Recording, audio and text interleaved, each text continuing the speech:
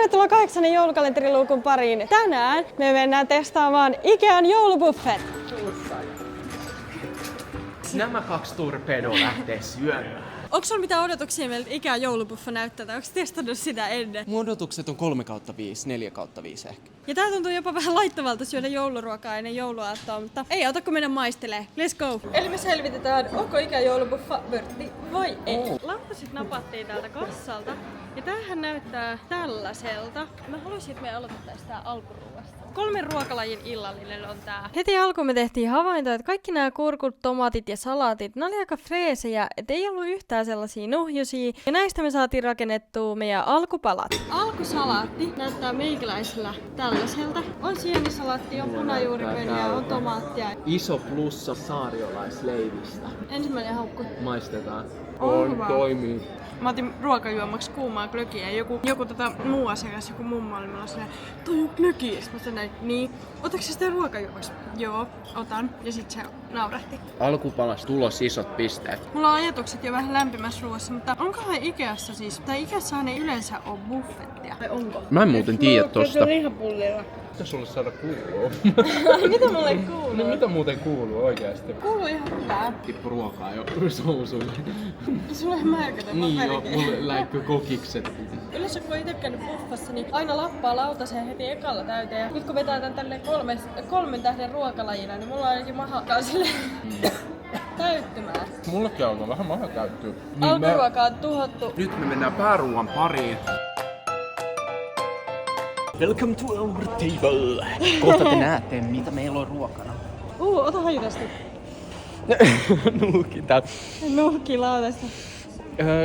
Hyvä. Ihan ok haju. Tunkkanen ehkä tai semmonen. Niin, Mut jouluruoka vähän ehkä on sellaista tunkkasta. Vähän tunkkanen haju. Siis... Mä otin vähän perunalaatikkoa, porkkanalaatikkoa, sitten muutama jotain uutta mitä en oo ikinä maistanut. Ja se mikä täällä, ainakin oman silmään, niin nämä lihapullat, nämä on lihattomia pullia tässä buffassa. Et ei ollut normi tai lihaisia pullia. Santa tiputti lihapullaa lattialle.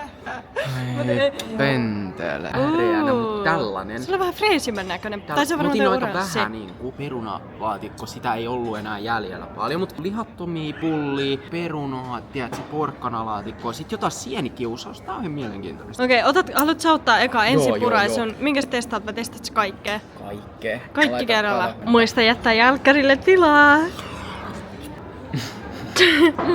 Joo. Ensi puraisu on ihan hyvä. Yksi lempi jouluruuista on siis mamman tekemä lihapulla juttu. Ihan jees. Ja nyt on testattava perunalaatikko. Tää näyttää vähän sellaiset kökkäreiseltä, kun perunalaatikko pitäisi olla semmoista nestemäistä. Ihan hyvä maku. Aika makea. Muistumus on mulle väärä. Tää on vähän tämmönen niinku koulun ruokailu. Ruoalaisen leikkiä, mutta... Mä maistan nyt tätä paahdettu punajuuri. Mä en tykkää paahdetusta punajuuresta, mä tiesin tämän. Mä olin just syönyt punajuurta. Äiti oli ostanut punajuurta. Mulle taisi tulla auringonpistos tai joku, se oli kesäaikaa. Mä oksensin meidän eteisen lattialle ja mä itse liukastuin siihen oksennukseen mun lempimekolla. Sen päivän jälkeen mä en syö punajuurta. Ei se oksennus näytti vielä ihan semmoiselta siis vähän niinku veriseltä. Tää on ihan hyvää laatikkoa silleen. Ensimmäinen semmonen vähän niinku turn-offi, porkkanalaatikko. Tämä voi kyllä johtua siitä, että mä en yleensä syö porkkanalaatikkoa, mutta että mä en oo ikinä syönyt missään joulubuffassa tai jouluruokaa muualla kuin kotona. Limukuljetus. Limpskaa! Täällä on limpskaa.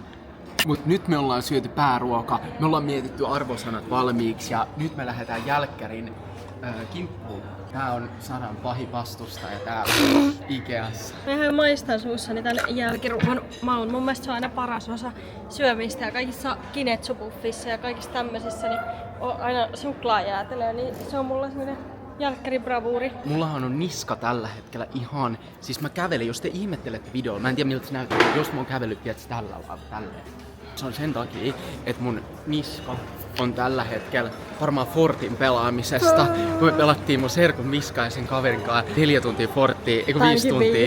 Tätä jouluruoka voi auttaa Niin, kyllä. Mä veikkaan, että lämmin glögi voi auttaa oikeesti. Oi, glögi. Me ei olla muuten juotukaan tänä vuonna vielä glögi. Ei olla. Oi juma, minkä näköistä jälkkäriä. Tiedätkö mitä mä teen? Mä ehkä passaan. Mä voin ottaa yhden lusikallisen sulta. Mä otan näitä muutaman. Jälkkäripöydän antimet näyttää kyllä hyvältä. Santtu. Mitä? Sulla on pisin tarjotinta tuolla Coca-Colaa ja nyt sulla Sä on pisin ootit. tarjotinta glögiä. Ei tiedätkö mitä sä ootit tätä hetkeä? Sä olit oottanut tätä Kato hetkeä. nyt. Sä ootit Kato tätä hetkeä, että nyt. sä pääsisit, tiedätkö, tsekkaan, mutta mä en taannu tästä, vaan mä juon mun glögiä Mikä oottanut? lämpimänä. Mä yleensä oon itse se pillaaja. Mitä sä nappaisit tuolta jälkiruokaksi? Meinasin just kysyä, mistä sun jälkiruoka koostuu. Mulla on pipari ja mulla on tällaista... Eikö tää joku suklaakookospallo? Joo, tää on kookosta, just toi. Miltä se näyttää sisältä? Okei, Aivan. ihan mielenkiintoisen näköinen. Aika makea. Mä otin sit taas testiin jollain tämmöstä, mikä tää oli? Jogurtti, rahka.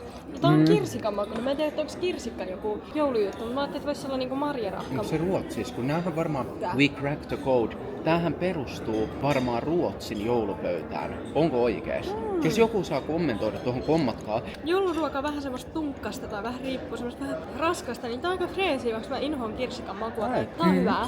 Mulla on vielä nämä samat kuin Santulla, että tää kookospallo. Näistä mä yleensä kauheasti tykkään. Mä en oo niin kauhean makea ystävä. No, mulla on vähän sama melkein tosta. Kun mä mietin näistä, kun mulla on ehkä... kahvia.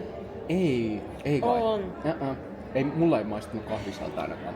Onkohan se joku tyyli niinku... On tossa kahvia. Mun mielestä mä en maistu kahvisuutta, mut sit toisaalta taas eihän sitten tiedä miten meidän maku käsittää eri asiat, mut siis... Hei, oliks tuolla muuten tarjolla kahvia? Vai onko se pelkkä toi glögi? Mä en oo huomannut ainakaan. Mä just Saralle selitin äsken, että siis on periaatteessa potentiaalinen. Tää on potentiaalinen tää.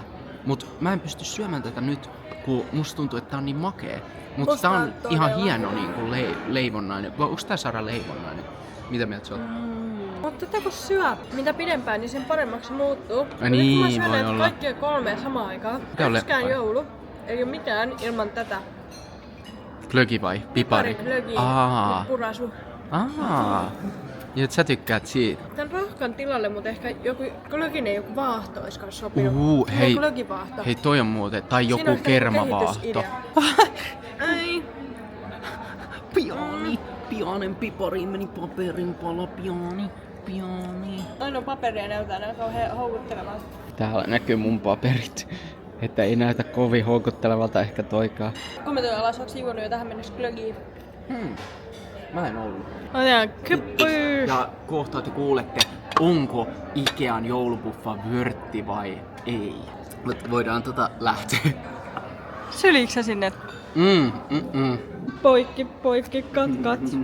Tää oli konseptina ja kokemuksena tosi mielenkiintoinen, mutta vähän tuli mieleen silleen kouluruokailu. Ehdottomasti plussaa siitä, että juomat kuuluu tähän ja tän hinta oli vaan 15 €. Ja lopulliset Ikean buffan arvostelut te näette nyt. Alkuruoasta mä antaisin 3/5, lämpimästä ruoasta 4/5 ja jälkkäristä 5/5. Tunnelmasta annan 3/5, hinnasta 5/5 ja kokonaisuus 4/5